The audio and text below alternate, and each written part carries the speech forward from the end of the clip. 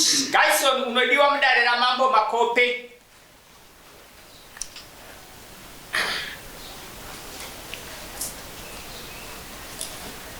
Nemushauri yekuti ini tezvara vako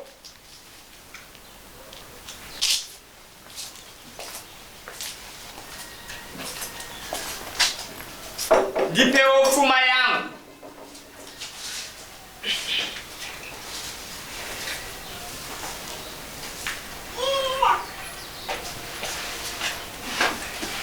Wakashungurudza mwana wangu.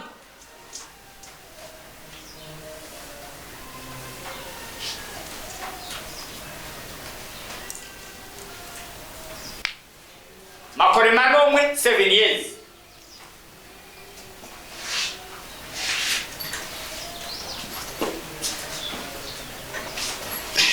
Akakuberekera vana vaviri.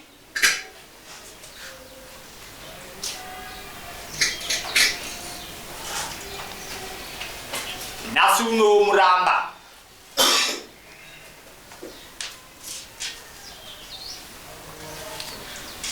Uyane pakati pako dzose.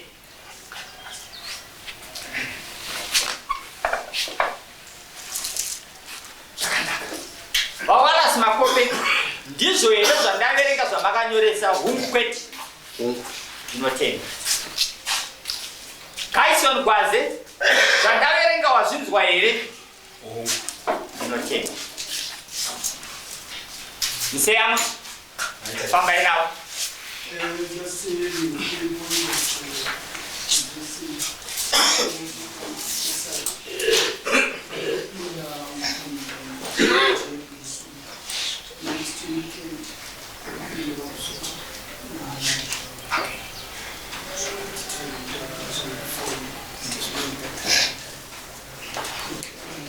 Right, fambai Museyamo.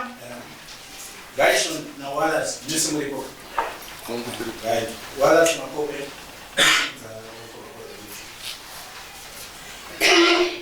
Ini Wallace makope. Mini Wallace makope.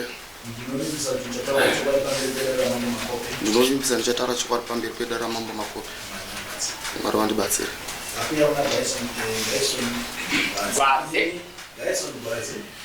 Ini Gaison Gwaze. Ndinopika kuti ndichataura chokwadi pamberi pamambo makope. Mwari wandibatsire. Now we are talking about going to a Gaison. No teaching, no Bumai, Satawa. Ichokwadi.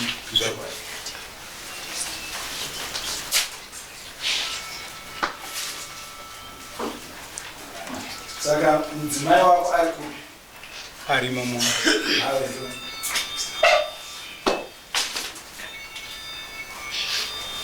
Sifoni kaito. Ngaive kunofoni iyoyo. Ngoya tubva mukutaura nezvayo ngaive kuno.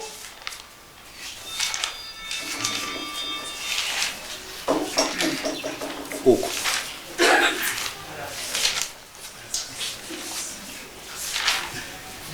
Ora. Mwanzana mami. Ndinonzi beauty makolo.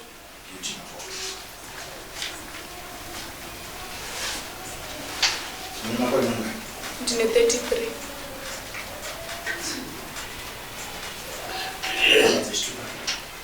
Strong. Dogara Dasutsko village. Ciao. Suga kwachibina. Bandriku ciao. Na yatika munganira munonisa. Baba ndimakataura kuti muruda Mkwasha nyabvuma mabongo anofamba kubata yakamira sei pfuma yacho munepa mukanora Ndinapo.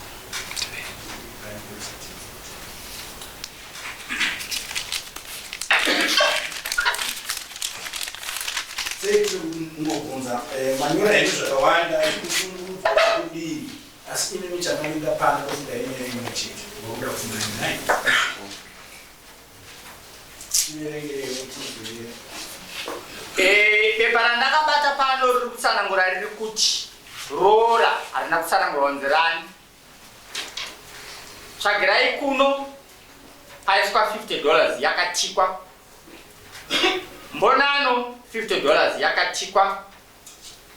Dare $80.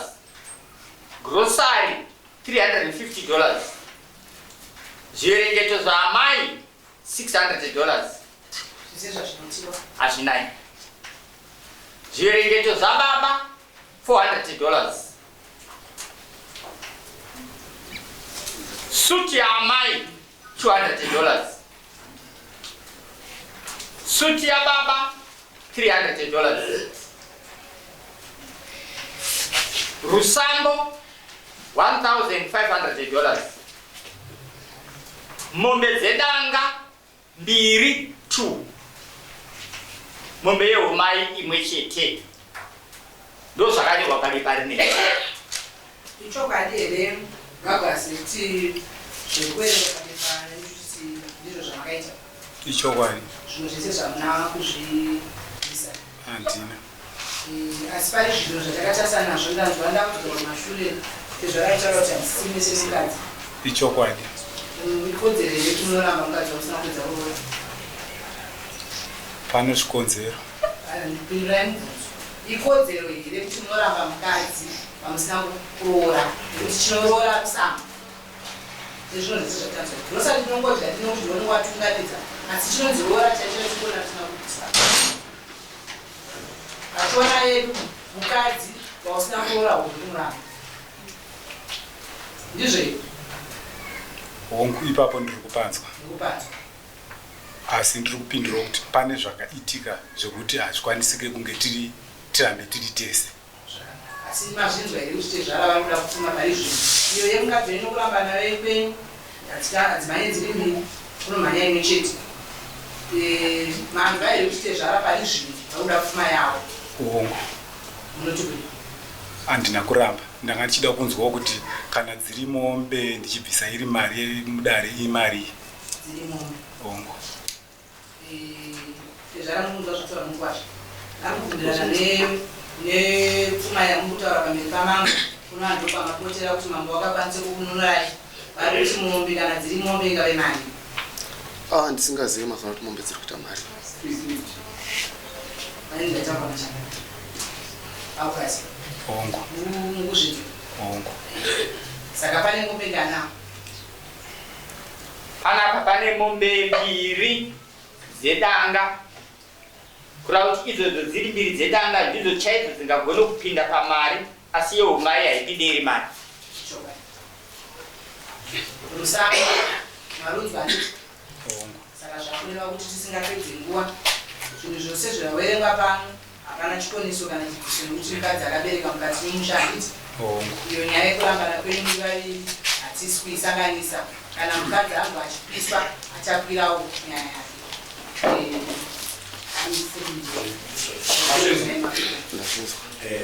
Kureva kuti iwe Mkwasha iye zvino wataura kuti masipota zvibhadhara izvi yatouya kumugara.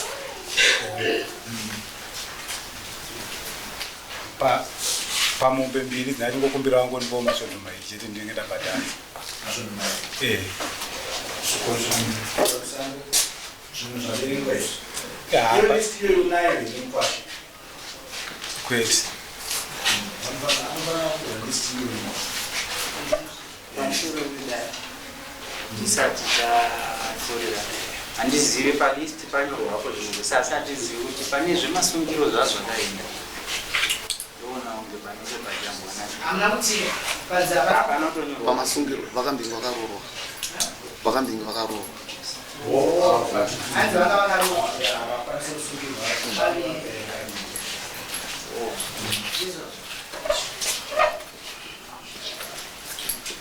Saka ndizvo zvoramba ati mushure me2 weeks. Mushure me2 weeks. Kwanisa kuunza mari yemombe mbiri kuno kudai. Yes.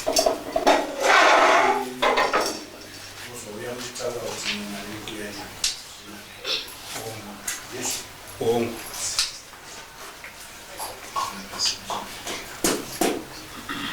Bvuma Mkwasha kuti anoda kuroora HotTezvara yakanyorwa asi ari kuuya ne 700 2 weeks 2 weeks kubva nhasi inenge kuswani nhasi 7 14 21 next court chigwida next court date pano right 14 21 door translation and sakatoti so 21 liters Mkwasha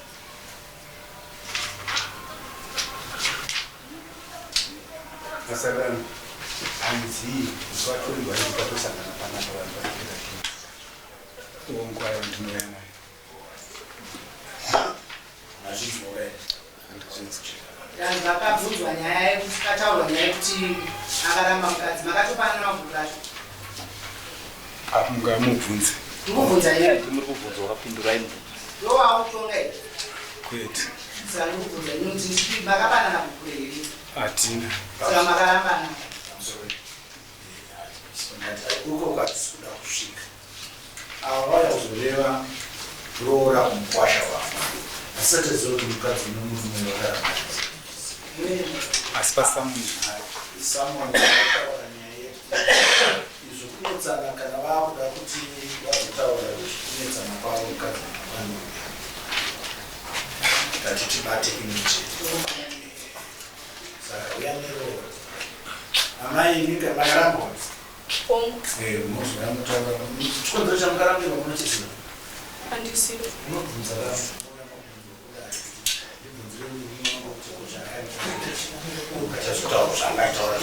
ndokwananga kuti ndichenese nyaya yavo kuti avo zvavasina kupiwa shereni shereni chinonzi kuramba nemukadzi nomurume nokuti akamuona uya ane chikomo anokwira uyu kuti akapiwa shereni ndokwananga kutopasa kuchiti pasamuni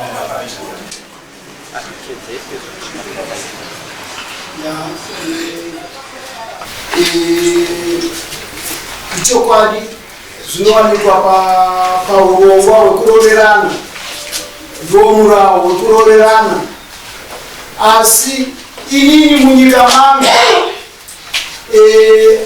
handifarire kurambana kwevanhu nekuti vanorambana zvinokonzeresa mheremhere nekusagadzikana kwevanhu munyika.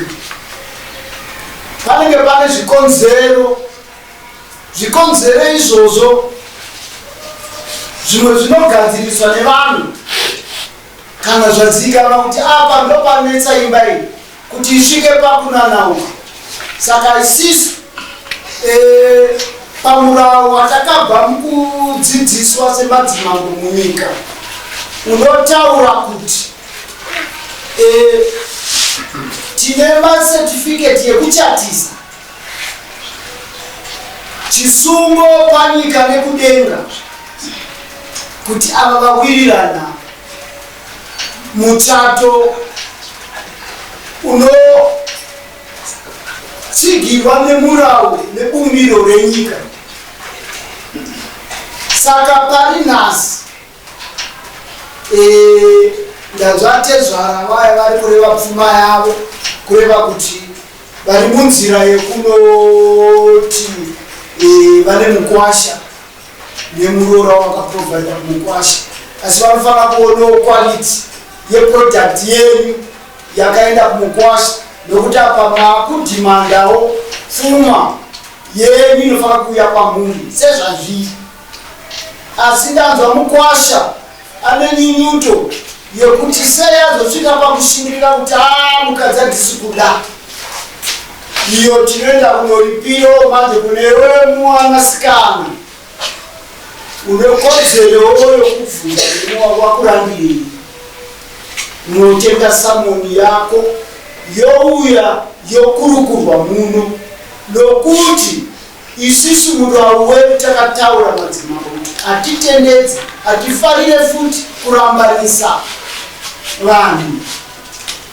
Asi kana pane zvikonzero zvisingagadzirika tinogadzira kurambana ikoko asi hatirambanisi. Saka iwe utaura wawaita wabvuma kuti zvichokwadi mukadzi wako vana vako nevana vangari naye good. Serora yakanyorwa naTezvara ichaenda yonyorwa pepa renyu ramanyora iro harisi ndisumuzire pepa riya ranyorwa mimbikiri. Ndoda vese vabereki kana mabuda kuya kuzoreva pfuma dzenu, ndoda iyi pepa ranyorwa kungodziroora zvanopera zvakadaro. Nevari kuroora vacho hapana mazita, vari kuroorwa vacho hapana mazita. Tinenge tiri kuda agreement of marriage, titenderano kuti apa zvechokwadi maroorano. Saka apa pane affidavit inosainwa, ndoda muende munondifotokoperawo. Kana mafotokopa muchasaina kuti matenderana nazo zviri apa zvarehwa naTezvara wenyu. There nezvekubvuma kuti ichokwadi pfuma iri kuuya shure kwe14 days, 2 weeks dzamareva. Ndimi madzivere ini changu kutevera kuona kuti aTezvara vapora. Saka iwewe unogara kumusikana kumba kwemuchaona. Saka watarirwa nzira yekuti haungoenda kunongosiwawo zvakadaro kumba kwako, unobvunza waniti unotenga samoni. Kana uyotenga samoni chikonzero chari kukurambira, kana iwewe ukamhanya ukotenga samoni chikonzero chari kukurambirawo, tosangana mudaro tokurukura tore mugare zvakanaka nditi. Saka vakujeri judgment inoti anobisa pfuma seyabuyana yarehwa naTezvara vake. Handidika asi handina kuvaramanisa kuzadzisa nzira kuti asvike mukuti uri mukadzi wako, kuti kutopupura panyika kuti uyu ndiye mukadzi wake. Asi pakurambana munouya todwa chikonzero, todzidzisa kana zvichiita, kana zvisingagadzirike tochita upenyu hwavo. Saka aTezvara nauyeni yamakakwira mapindurwa here nedare wangu ndapindura magutsikana ndakutsikana. Saka munosaina kopi affidavit yangu inobhadhara varume isinoti stationary nechirungu. Ndamunowapa mapepa yavo yeagreement kuti judgment